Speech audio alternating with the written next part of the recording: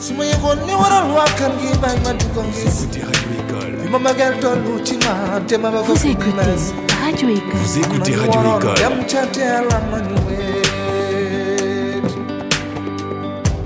Vous écoutez Radio École. Bienvenue sur la première télé 100% éducation. Vous êtes dans votre émission Pro des mots. Aujourd'hui, nous avons l'honneur et le plaisir de recevoir un invité spécial. Il est étudiant en droit, mais pas que. Il est aussi écrivain. Son nom est Mohamed Seck. Il a publié son premier roman, Siècle des ténèbres, à l'âge de 20 ans. Mohamed Seck est également co-auteur de l'anthologie poétique Océan des mots, publiée en 2021. Et récemment, il a reçu le prix spécial du jeu Concours national Poésie de 2023. Il est membre fondateur des éditions Océan. Monsieur Seck, bonjour et merci d'avoir accepté notre invitation. Bonjour Seydina. Donc le plaisir est partagé. Je suis ô combien enchanté d'être ici avec vous pour partager ce plateau avec vous dans Télé-École, qui est une école 100% éducative et qui impacte profondément sur l'éducation, mais également la promotion des talents au Sénégal. Merci. Mohamed, vous êtes né à Louga, vous avez fait votre cursus scolaire à Louga. Aujourd'hui, vous êtes à Dakar, entre l'université Cheikh Anta Diop de Dakar et en tout cas à Dakar. Pouvez-vous revenir un tout petit peu sur votre parcours depuis votre enfance à Louga jusqu'à votre engagement dans la littérature? Oui, Seydina, je suis natif de Dakar, mais comme je l'ai dit, Louga est berceau de mon humanité. C'est à Louga que j'ai passé l'essentiel de mon cursus scolaire, où j'ai eu mon baccalauréat donc. Et c'est à Louga c'est la terre qui a accueilli en tout cas mes premières inspirations poétiques et romanesques. Donc, depuis la classe de primaire, l'école primaire, avec Sainte-Marie de Louga, j'ai commencé à côtoyer l'activité de l'écriture. J'écrivais des petites histoires, entre autres, et commençais à me familiariser avec le monde de la plume. Mais ce n'est qu'en classe de 6e que j'ai eu à écrire mon premier poème. Et puis, j'ai écrit aussi mon premier roman, Amour, lors de mes vacances. Et c'est seulement après le baccalauréat que j'ai donc publié un roman et donc s'ancrer profondément maintenant dans le monde de la littérature. Effectivement. Et qu'est-ce qui vous a inspiré, M. Seck, à écrire Siècle des ténèbres à un si jeune âge, 20 ans? D'abord, je dirais que l'âge est un chiffre, alors que la littérature, ce sont les lettres. En réalité, pour moi, il ne suffit pas d'avoir il ne suffit pas d'être trop âgé pour écrire un livre, parce que l'expérience d'une jeunesse peut également faire office de muse. Et donc, j'étais à Dakar, à Zonda, où je tergiversais un peu sur l'obscurité de la nuit, avec donc un ciel sombre, des oiseaux qui chantaient, donc une nuit qui exhalait un certain mystère autant pour moi. Et là, j'ai monologué, j'essayais de poétiser sur la nature, jusqu'à trébucher sur cette phrase. C'est pourquoi nous sommes dans un siècle des ténèbres. Et là, m'est venu donc le titre de mon roman, et c'est pendant cette nuit que j'ai écrit mes premiers mots. C'est pendant ces nuits que vous avez écrit vos premiers mots, et puisque la littérature, elle est belle, et puisque les mots fusent de partout, vous n'êtes pas resté à siècle des ténèbres, de siècle à ténèbres, des ténèbres, vous êtes passé à Océan des mots avec un livre, anthologie poétique que vous avez écrit avec d'autres auteurs. Quelle a été l'expérience vécue dans dans ce travail-là d'anthologie poétique? Je crois que c'est justement une expérience sensationnelle, puisque déjà l'écriture, c'est un monde de partage. Donc ce fut vraiment un plaisir de partager en tout cas cette passion, cet amour, cet engouement de la littérature avec d'autres jeunes, particulièrement les jeunes d'Océan des mots. Donc on a partagé ensemble le recueil et je faisais partie donc du comité de pilotage du projet. Et je crois que ce fut une très belle expérience du moment où on a senti carrément donc cet investissement de la jeunesse sur cette anthologie et donc poétiser ensemble est le plus beau poème pour moi du monde. Le plus beau poème du monde. Vous allez en tout cas peut-être dans le cadre de cette émission nous faire en tout cas une déclamation d'un des poèmes qui vous inspire le plus dans l'anthologie poétique. Mais avant cela, le thème de notre échange d'aujourd'hui, c'est bien entendu la place de la littérature dans le monde actuel. puisque nous avons déjà parlé de vous, de votre enfance, de ce qui vous a inspiré aujourd'hui à commencer à écrire. Monsieur Seck, selon vous, quelle est la véritable place de la littérature dans ce monde actuel? Je crois que la littérature occupe une place importante et cruciale, je dirais même capitale. Pourquoi? Parce que nous sommes dans un monde aujourd'hui consubstantiel à la matérialité. Le monde est devenu en tout cas une exhalation du superficiel, des apparences. Alors que pour moi, il y a des choses importantes qui sont les questions de l'âme, les questions de cœur de la condition humaine. Et aujourd'hui, la littérature nous permet de nous recroqueviller avec cette sensibilité humaine, nous permet en tout cas d'exhaler l'humanisme le plus caché de l'homme. Et donc, on a besoin de la littérature dans ce monde pour pouvoir en tout cas poétiser le bonheur, la paix, mais également le partage et la solidarité. Comme le disait notre écrivain, notre poète, la vie, elle est amour, la vie, elle est partage. Alors, Monsieur Seck, pensez-vous que la littérature peut influencer ce monde contemporain, cette société contemporaine? Je ne dirais pas non, puisque je ne ferais sous-estimer le pouvoir des mots. En réalité, les mots ont un pouvoir extraordinaire. D'abord, il faut comprendre que ce sont les mots qui ont fait le monde. Parce que c'est le verbe, en tout cas, en religion, on nous dit que c'est le verbe qui a su forger ce qu'on appelle l'architecture terrestre et au-delà. Donc, je crois que les mots ne se limitent pas, en tout cas, à la bouche. Les mots, parfois, impactent profondément sur notre destinée. La preuve, il y a beaucoup de pensées qui ont su, en tout cas, influencer notre monde et sa démarche. La preuve, c'est que Couturier disait que pour une conscience révolutionnaire, il faut une idéologie révolutionnaire. Donc, si je prends cet exemple, on comprend que parfois, à travers les mots, à travers l'écriture, on peut bel et bien impacter sur l'idéologie des gens, impacter sur la pensée des gens et les mener à l'action. Et je crois que, par exemple, la littérature engagée a servi en tout cas donc, de bâton aiguillonnant pour pouvoir permettre en tout cas à bien des peuples de changer leurs conditions de vie. De changer leurs conditions de vie. Et quand vous parlez de cette littérature révolutionnaire, mon esprit est tourné vers un poète qui a tant chanté la révolution, Albert Camus, avec son fameux discours de Suède, qui a en tout cas beaucoup prôné pour la révolution. Alors, Monsieur Seck, nous sommes dans un monde où il y a beaucoup de crises, des crises sociales, des crises politiques. La littérature peut-elle jouer un rôle? La littérature peut-elle être un canaliseur, un catalyseur, je vais dire, en tout cas, ce tampon pour permettre, en tout cas, aux différents peuples de sortir dans les différentes crises qui interviennent dans la société?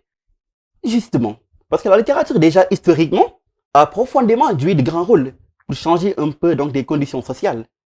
On l'a eu en France avec les Victor Hugo, en Afrique avec les poètes de la négritude, en Haïti avec les poètes haïtiens. Donc, on a vu que la littérature a profondément influencé sur, en tout cas, les conditions sociales et humaines.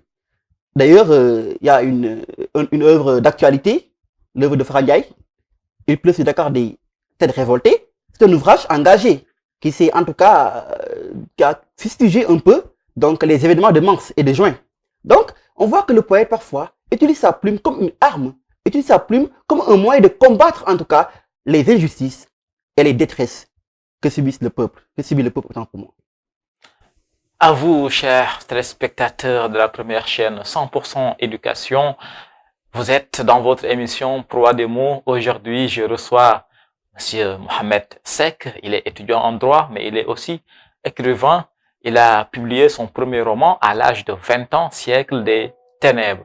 Le thème de notre échange d'aujourd'hui porte sur l'importance de la littérature dans ce monde actuel. Et justement, quand on parle de littérature, il y a beaucoup de genres dedans, le théâtre, la poésie, le roman, etc.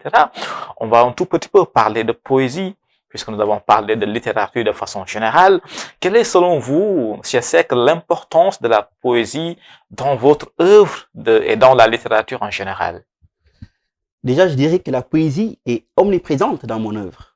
Peu importe le genre que je côtoie, peu importe l'œuvre que je pourrais, en tout cas, dont je pourrais m'illustrer, la poésie est toujours présente parce que pour moi, rien ne saurait se faire sans la poésie.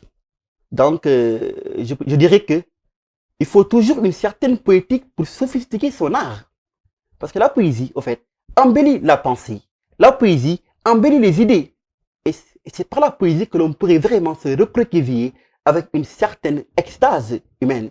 C'est la poésie, en tout cas, qui nous permet d'avoir de la joie dans l'élégie. C'est la poésie qui permet de démocratiser le bonheur dans le monde des malheurs. Donc, pour moi, la poésie, en fait, que ce soit dans mon œuvre et dans la littérature générale, est plutôt impactante et importante, puisque c'est ce qu'on appelle la reine des arts, la reine des œuvres. Et justement, comment la reine des œuvres, comment la reine des arts peut-elle toucher les gens et provoquer aujourd'hui des changements sociaux réels? La reine des arts, effectivement, peut forcément impacter et faire des changements sur la société. Parce que déjà, elle impacte sur notre émotion. Parfois, à travers la poésie, au fait, on se sent mieux, on se redécouvre et on est habité par une puissance céleste que l'on ne peut pas comprendre. Donc, déjà, du point de vue thérapeutique, la poésie peut bel et bien, en tout cas, nous octroyer une certaine extase extraordinaire. Mais aussi, par la poésie, à travers la beauté des mots, on peut carrément, donc, mettre à nu les leaders de l'humanité. Par la poésie, on peut bel et bien, en tout cas, illustrer les extravagances du monde. Et donc, effectivement, la poésie est donc un art qui permet donc d'impacter sur l'homme, tant dans ses sentiments, tant dans ses émotions, mais aussi dans son éducation. La poésie, elle est prophétique. Le mystique poète disait que Dieu lui parlait à voix basse. Je sais qu'il faut des mots pour soigner les mots. Alors aujourd'hui, dans Téléécole, dans Proie des mots, et puisque les mots sont fantastiques, nous allons ensemble s'essayer à un exercice. C'est que vous êtes écrivain, vous êtes aussi poète, et vous êtes éloquent. Je sais que je voudrais que vous partagiez avec la communauté de Téléécole, la communauté de l'éducation, de partager avec eux un poème qui vous tient à cœur et qui est expliqué pourquoi ce poème vous tient effectivement à cœur.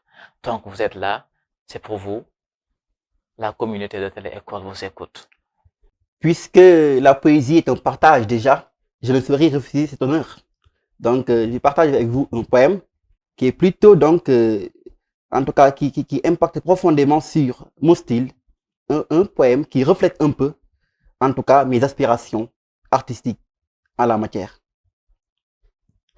La vie peut être concert de Lucifer. L'humanité danse.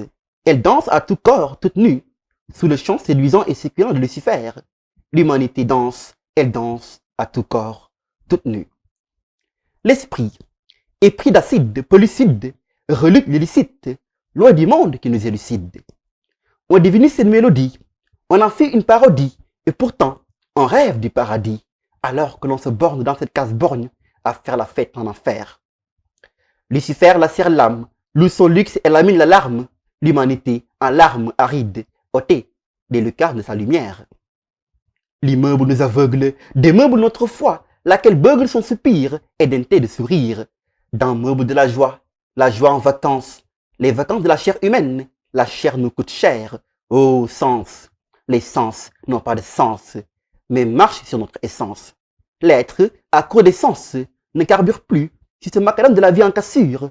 À court d'essence, à la course des sens, l'être sans décence échange sa quintessence. La nuit, nuit, Lucifer séduit, sa face éblouit, et pourtant rien en lui ne lui. Le jour jure par lui, on joue avec lui sans gêne, sous le sombre soleil furieux de Dieu. Lucifer, dans les airs d'une déesse, a certes ses douces caresses, ses belles fesses, ses seins sensuels, mais l'homme, très pressé, a cette faiblesse qui le presse, faiblesse qui l'oppresse. À son honneur, on organise un diable de gala pour lui donner son disque d'or. Les hits lourds et diamantés des anges, effacés de nos légers disques durs. Virus dans l'esprit, l'âme n'est plus pure. Vide dans l'âme, l'esprit n'est plus dur. Au concert du lait Lucifer, on compte du beau monde. Et le monde bondit de ses mélodies, alourdies et immondes. Ô Lucifer, microbe, pilote des terres. Ô Lucifer, chanteur, enchanteur des frères. Donc c'était ça le poème, qui est un poème, comme je l'ai dit, qui reflète un peu mes aspirations artistiques, tant dans le fond que dans la forme. Parce que moi, ma poésie se veut déjà donc une danse. Ma poésie se veut une fleur qui exhale une certaine esthétique extérieure, mais également une profondeur intérieure. Et dans ce poème, j'y questionne en tout cas sur l'âme, sur notre facilité à s'accommoder à la beauté de Lucifer, et donc à s'habiller en laideur. Mais également, je l'ai fait dans un style assez cadencé, dans un style assez rythmique, pour effectivement montrer que en poésie, il faut chanter, mais chanter dans les idées, chanter dans les profondeurs du message. Dans les profondeurs du message, et nous allons un tout petit peu sortir de la poésie pour entrer dans la philosophie, puisqu'il s'agit de la littérature. Et la littérature, elle est large. Je sais que merci de nous avoir gratifié de ces beaux mots, de ces belles paroles. Merci de nous rappeler que les mots soignent les mots. Je sais que quel lien faites-vous entre la littérature et la philosophie? La littérature et la philosophie, je pense qu'ont un lien intimement lié. La philosophie dort dans la chambre de la littérature et la littérature fait l'amour à la philosophie. Pourquoi? Parce que ce sont deux disciplines en fait qui questionnent les interrogations de l'âme, mais également qui s'immergent dans ce qu'on appelle les cavités de la condition humaine. Donc, ce sont deux disciplines qui escaladent parfois les apparences, escaladent donc ce monde de matérialité pour pouvoir s'interroger sur, en tout cas, les labyrinthes les plus creuses de l'homme. Mais également, je pense que la philosophie a servi aussi de matière à la littérature, parce que c'est à travers aussi des idées philosophiques que l'on, en tout cas, modifie notre art. Mais également, les philosophes aussi ont fait recours à l'art. Par exemple, Platon qui a utilisé donc des récits, qui est une forme littéraire, pour pouvoir exhiber sa philosophie. Il y a également Albert Camus qui a écrit donc un roman, par exemple, Étranger, qui est un roman philosophique, et il a utilisé donc des personnages pour exprimer sa philosophie sur l'absurdité. Donc, pour dire que littérature et philosophie donc sont extrêmement liés, et donc on ne peut pas du tout y marquer une certaine ligne de partage ou de clivage. Et on sent une certaine philosophie dans votre poésie. Qu'est-ce qui explique cela? Mohamed se veut poète-philosophe, philosophe-poète. Je dirais que on ne peut pas du tout, en tout cas, se démarquer de la philosophie, pour moi. La philosophie est une activité quotidienne, puisque c'est une émanation de notre esprit. Et moi, je dis souvent, je ne peux pas écrire un ouvrage qui n'est pas philosophique. Même si je ne dis pas expressément que je suis philosophe, quand je raconte une histoire, quand j'écris un vers, il y a forcément un message philosophique à déchiffrer. Donc, effectivement, pour moi, en fait, parfois, il faut donner à son art, au-delà de cette sophistication esthétique, une certaine valeur philosophique, puisque sans philosophie, on ne peut pas vraiment, en tout cas, cravacher les esprits. On ne peut pas vraiment, en tout cas, réveiller les âmes en dormance. Quels sont les philosophes ou les courants philosophiques qui inspirent votre personne, votre personnalité, et pourquoi? Je crois qu'il y a une ribambelle de courants et de philosophes qui également m'inspirent, effectivement. Déjà, il y a la philosophie de la morale de Kant qui m'inspire profondément dans mon quotidien. Il y a aussi la philosophie de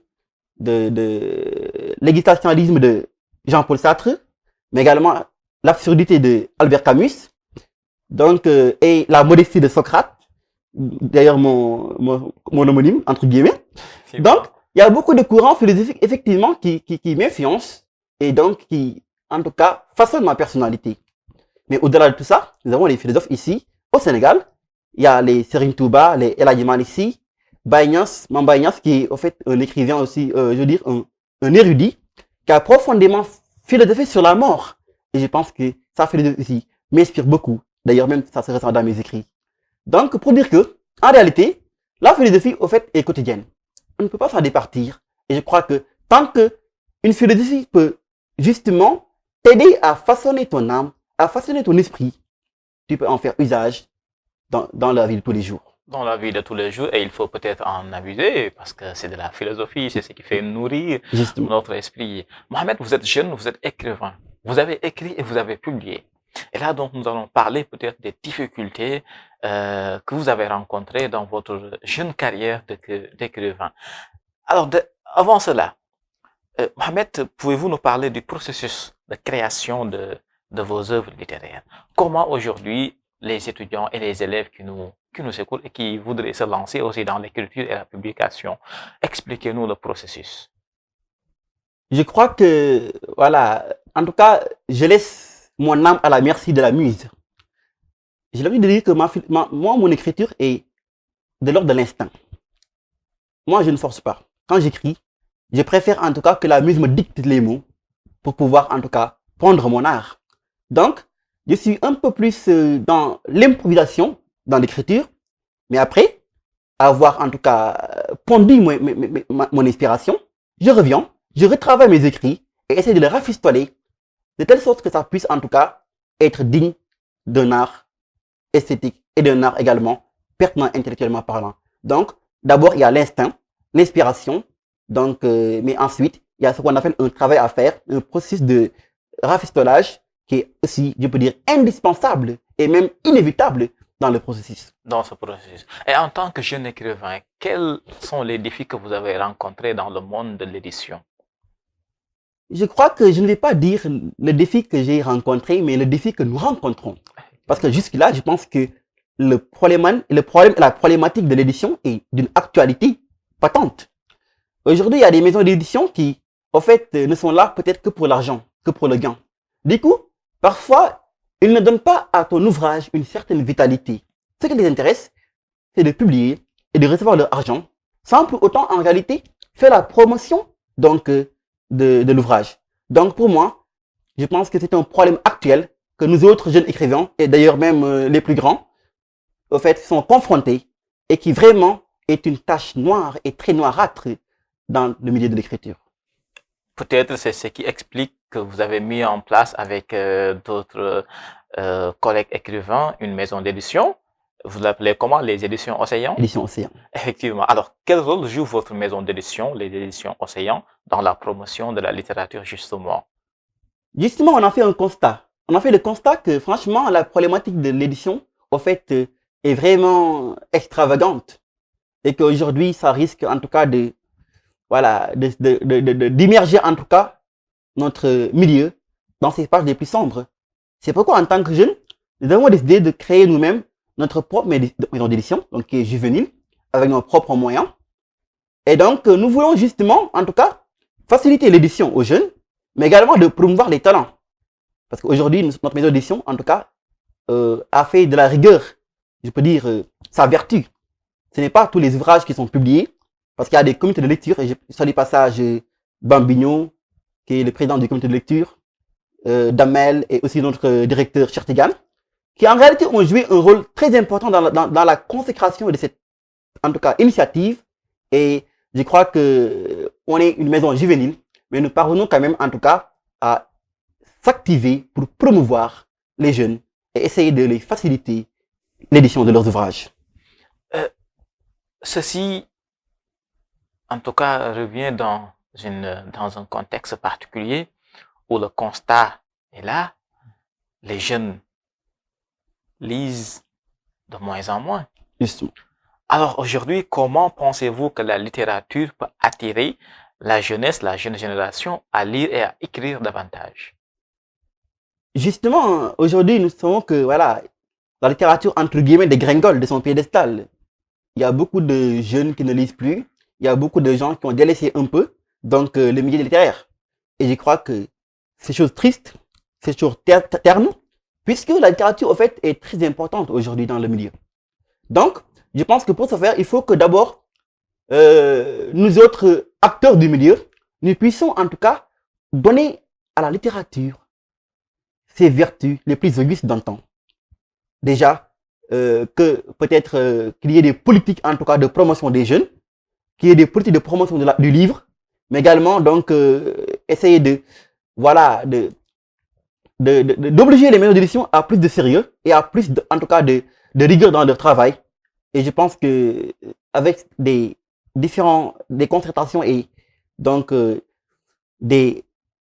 comment dirais-je, des concertations et des réunions entre les gens de l'acteur, on peut vraiment en tout cas attirer les gens à la lecture. On peut leur carrément dire que ce milieu, il est intéressant, il est cognitif et qu'il ne faut pas le délaisser.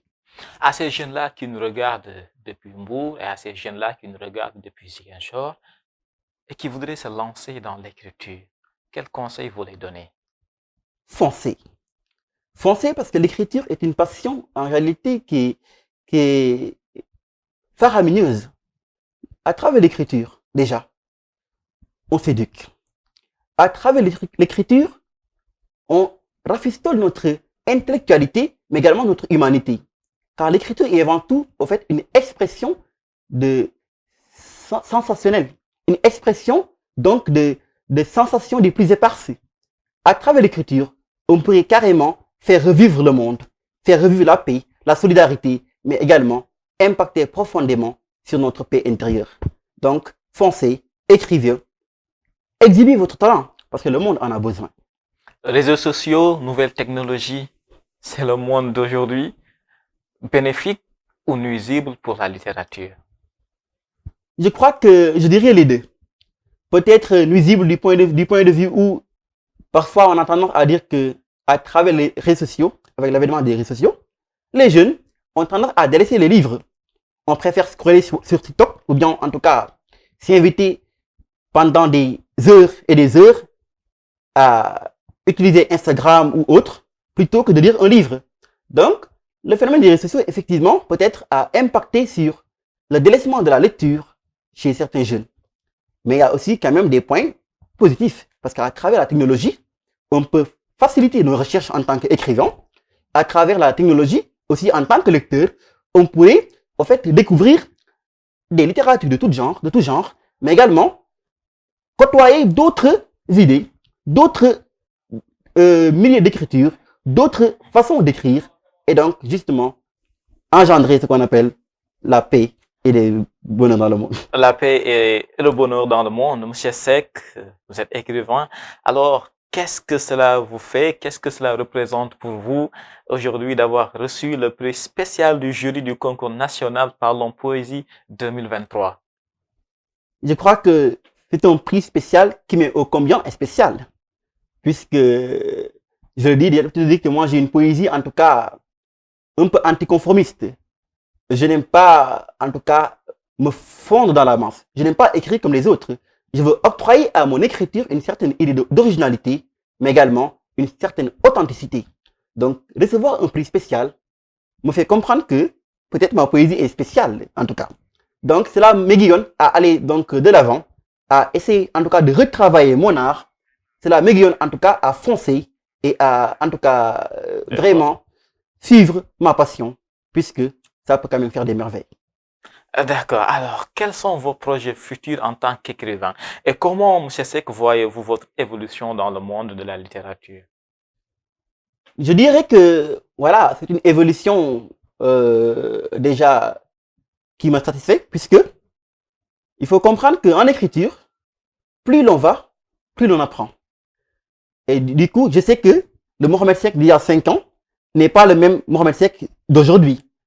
Donc, côtoyer le milieu de l'écriture m'a permis de progresser. En tout cas, d'avoir un bond en avant qui me permet, en réalité, donc, de façonner mon art et de me réinventer dans, donc, mes passions.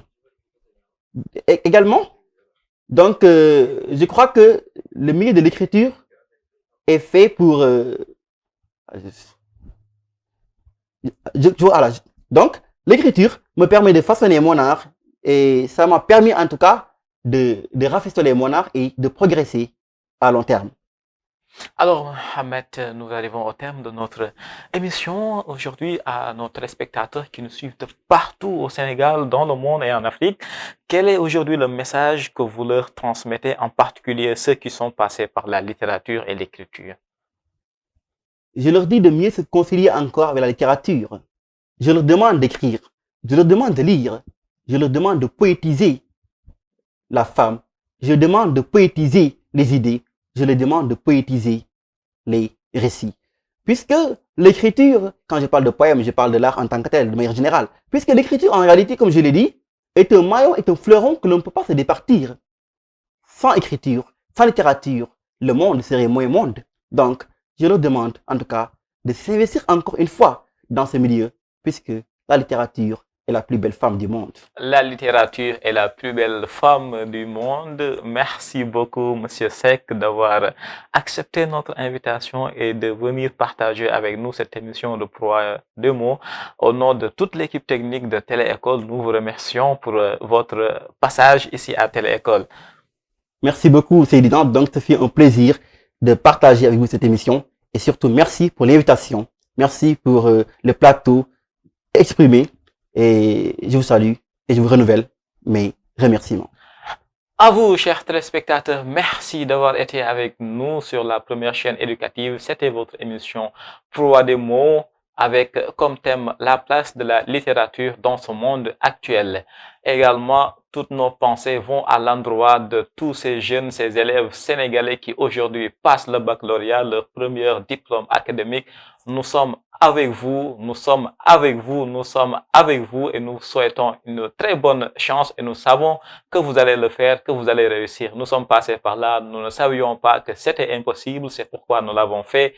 Vous aussi, vous avez traversé des nuits, vous avez travaillé d'arrache-pied et nous sommes sûrs que vous allez réussir, que vous allez avoir votre premier diplôme académique. Nous sommes tout à fait avec vous. Télé-École vous accompagne tout au long de l'année avec des télérévisions, avec des thématiques en philosophie, avec des thématiques en français, en littérature, en histoire et géographie, en mathématiques, à travers nos différentes émissions qui passent sur la télé, cours solidaires, télérévision, parlons philosophie, tout ça pour vous accompagner, pour démocratiser l'éducation, pour vous permettre d'avoir les bagages nécessaires. Merci d'avoir été avec nous. Rendez-vous très prochainement pour un nouvel épisode de Proie des mots sur la première télé 100% éducation. Télé-École, quand élèves et étudiants font la télé. Vous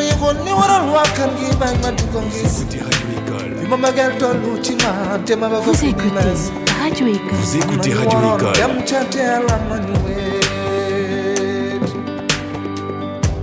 Vous écoutez Radio École.